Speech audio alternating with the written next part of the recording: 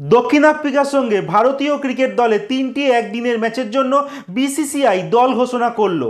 আর যেই দলে বাদ পড়েছে শুভমান গিল আর শ্রেয়াস আইয়ার, কিন্তু অনেক পুরনো খেলোয়াড়কে আবার সুযোগ দেওয়া হলো এই সিরিজে।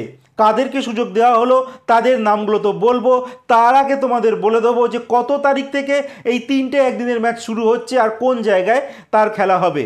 তো সবার প্রথম ম্যাচটি একদিনে শুরু হচ্ছে 30শে নভেম্বর, রবিবার দিন এই ম্যাচটি হবে রাঁচিতে। তারপর দ্বিতীয় একদিনের ম্যাচটি হবে 3 ডিসেম্বর, যেটা হবে রায়পুরে।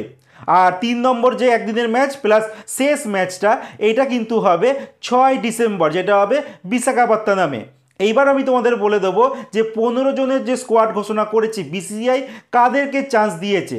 তো সবার প্রথম খেলোয়াড়টির নাম বলবো রোহিত শর্মা, দ্বিতীয় খেলোয়াড়টির নাম বলবো বিরাট কোহলি।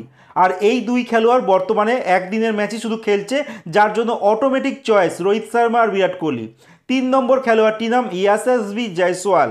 এই ইয়াশাসভি জয়সওয়ালের কাছে কিন্তু সুযোগ রয়েছে 11 জনের দলে সুযোগ করে নেওয়া নিজেকে, আর সেখানে ভালো কিছু করে দেখানো।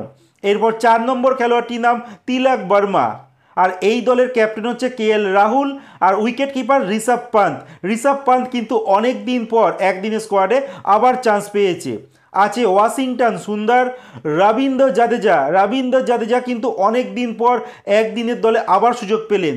আছে কুলদীপ যাদব, নীতিশ কুমার রেড্ডি, হর্ষিত রানা। এই হর্ষিত রানা কিন্তু কোচ গৌতম গম্ভীরের খুব খুব কাছের খেলোয়াড়, যার জন্য এই খেলোয়াড় কিন্তু বর্তমানে 3টে ফরম্যাট খেলছে। যাই হোক, এর পরের যে খেলোয়াড়টির নাম বলবো ঋতুরাজ গায়কোয়াড়। এই খেলোয়াড়টিও কিন্তু অনেক দিন পর জাতীয় দলের একদিনের স্কোয়াডে চান্স পেল।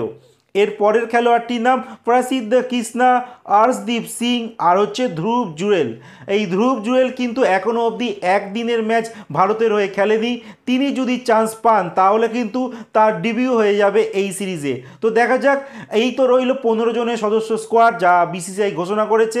আর বলে দিই, এখনও অবধি কিন্তু T20 দলের ঘোষণা হয়নি। সেটা যখন ঘোষণা হয়ে যাবে তখন কিন্তু তোমাদের কাছে আপডেট আমি দিয়ে দেবো।